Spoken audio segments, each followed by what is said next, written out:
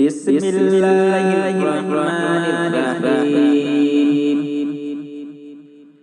تبارک الذی نزل الفرقان علی عبده لیکون للعالمین نذیرا۔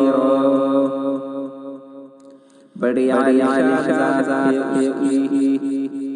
جس نے اپنے بندے محمد صلی اللہ علیہ وسلم پر قرآن نازل کیا تاکہ محمد صلی اللہ علیہ وسلم تمام دنیا والوں کو خبردار کرتے۔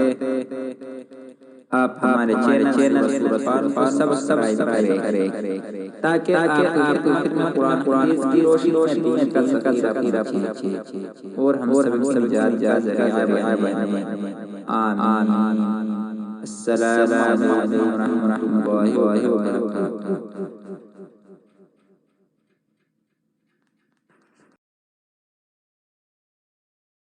فرمایا لہم قلوب لا یفقہون بہا، اللہ پاک جل شانہ فرماتے ہیں جس کا دل قرآن کریم سمجھنے کا عادی نہیں، لہم قلوب لا یفقہون بہا، جس کا دل قرآن سمجھنے کے لیے تیار نہیں، وَلَهُمْ أَعْيُنٌ لَا يُبْصِرُونَ بِهَا، جس کا کان اللہ کا قرآن سننے کے لیے تیار نہیں،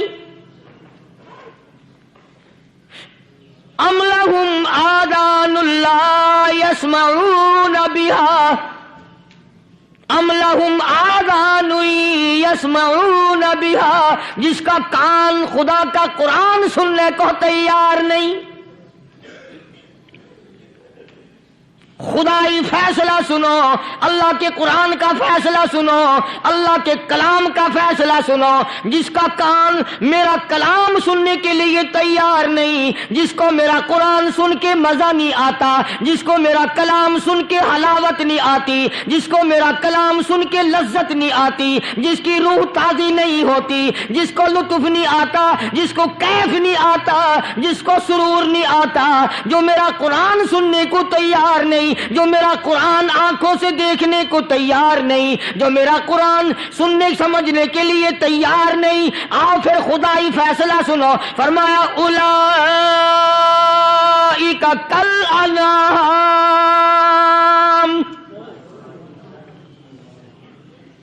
میرا فیصلہ نہیں، کسی پارٹی کا فیصلہ نہیں، کسی فرقے کا نہیں، کسی طبقے کا نہیں، کسی جماعت کا نہیں۔ فرمایا اولئک الانعام، پیدا کرنے والا مالک و خالق کہتا ہے مجھے اپنی کبریائی کی قسم یہ سارے جانور ہیں،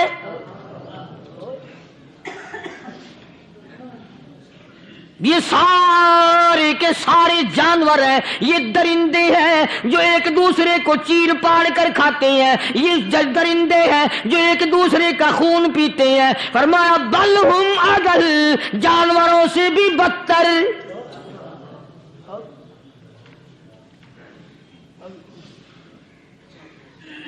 جس کے دل میں قرآن سن کر ترس نہیں، جس دل میں رحم نہیں، اپنے سے کمزور دیکھ کر جس کے دل میں شفقت نہیں، مہربانی کا مادہ نہیں، فرمایا وہ کوئی بندہ ہے، وہ تو جانور ہے۔ اور خدا غضب میں آ گیا، فرمایا بل ہم اضل، اس سے بھی بدتر۔ اللہ والے جو ہیں وہ ان خصلتوں کو دور کراتے ہیں، اور وہ آدمی کے مزاج اور دل میں سے ایسی چیزیں نکالتے ہیں جو اس کی بربادی کا ذریعہ بنتا ہے۔ دل کی بیماریوں کا کسی کو فکر نہیں، بخار ہو جائے آپ چڑھ جائے آپ کو پتہ چل جاتا ہے، نزلہ ہو جائے آپ کو پتہ چل جاتا ہے، کھانسی ہو جائے پتہ چل جاتا ہے، دل کی بیماریوں کا کیا پتہ چلے؟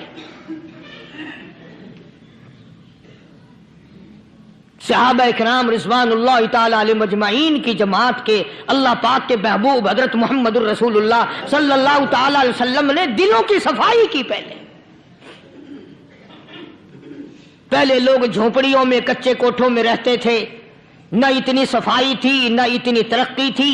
آج برتنوں کی صفائی دیکھو، کپڑوں کی صفائی دیکھو، مکان کی صفائی دیکھو، رات دن بس اسی دھندے میں لگے ہوئے ہیں۔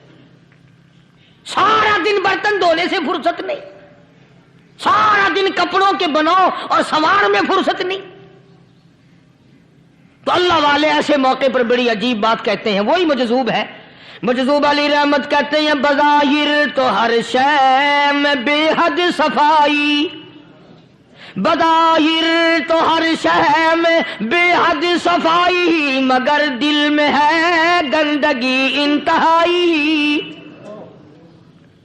بظاہر تو ہر شے میں چہرے کی صفائی، بدن کی صفائی، نہ جانے کتنی قسم کا صابن ہے، نہ جانے کتنی قسم کے پاؤڈر ہیں، نہ جانے کتنی قسم کے شیمپو ہیں، نہ جانے کتنی قسم کے کپڑے ہیں، کیا چال ڈھال ہے، کیا نئے نئے ڈیزائن ہے۔ مجذوب کہتا ہے سب کچھ دیکھ لیا، بظاہر تو ہر شے میں بے حد صفائی، مگر دل میں ہے گندگی انتہائی۔ جس یار کی بیٹھک میں بیٹھ کے کھانا کھایا، جس رشتہ دار کی بیٹھک میں بیٹھ کے کھانا کھایا، اسی کی بہن کو دیکھ کر آبرو پہ ڈاکہ ڈالنے کا پروگرام ہے۔ جس دوست کے گھر میں بیٹھ کے کھانا کھایا، اسی دوست کی بیوی کی عزت لوٹنے کا پروگرام ہے۔ پرانے زمانے میں اب بھی دلی جیسے شہر میں اگر دعوت کی جاتی ہے تو وہاں ایک تشتری میں نمک آتا ہے سب سے پہلے۔ عرب میں بھی دستور تھا پرانے زمانے میں، اگر کوئی دعوت کرتا، کوئی تقریب کرتا، سب سے پہلے نمک آتا تھا۔ ایک ایک انگلی ہر شخص نمک چاٹتا تھا۔ کیا مطلب؟ جس نے نمک چاٹ لیا اب وہ نمک حرامی نہیں بنے گا۔ اس گھر میں چوری کرنا، اس گھر کی آبرو کا غلط تصور لانا، اس گھر کے مال میں خیانت کرنا وہ حرام سمجھتا تھا جس گھر کا میں نے نمک چکھ لیا۔ اور مسلمانوں کی بات نہیں، ہندوؤں کی بھی یہ باتیں تھی۔ مولانا محمد علی صاحب جلندری سب قید رحمت اللہ علیہ فرمایا کرتے تھے کہ ایک سکھ تھا بہت بڑا ڈاکو، مسلمان اور ہندو مل کر اس کو ساتھ ملا کر کے لے گئے کہ یہاں اس گاؤں میں اس پنڈ میں ڈاکہ ڈالیں۔ سفر کر کے گئے، تکلیف اٹھا کے گئے۔ اس سکھ ڈاکو نے پوچھ لیا کہ یہ کون سا گاؤں ہے کہ یہ فلانا ہے۔ اچھا سارے کے سارے یہ تلاش کرو، یہ سوچ بچار کرو، اپنے پنڈ کی، اپنے علاقے کی، کسی مسلمان کی، کسی ہندو کی، کسی سکھ کی، کسی چوڑے چمار کی اس گاؤں میں لڑکی تو نہیں؟ ہمارے یہاں سے کوئی لڑکی تو شادی ہو کے یہاں نہیں آئی ہوئی۔ ان ساروں میں سے کہنے لگا کہ ہمارے بھنگی کی لڑکی جمعدار کی یہاں آئی ہوئی ہے۔ کہنے لگا واپس چلو، بیٹی بیٹی ہے، چاہے بھنگی کی ہو یا نواب کی ہو۔ ارے کل بیٹی کا ڈولا دیا تھا، آج ڈاکہ ڈالیں گے، شرم نہیں آئے گی؟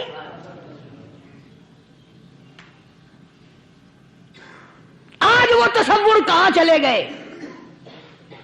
اور ہم سب روتے پھرتے ہیں، سکون نہیں، سکون نہیں، اطمینان نہیں۔ ارے اطمینان آئے گا کیسے؟ ہمارے دل بے ایمان ہے، نیتیں خراب ہے، آئے گا کہاں سے؟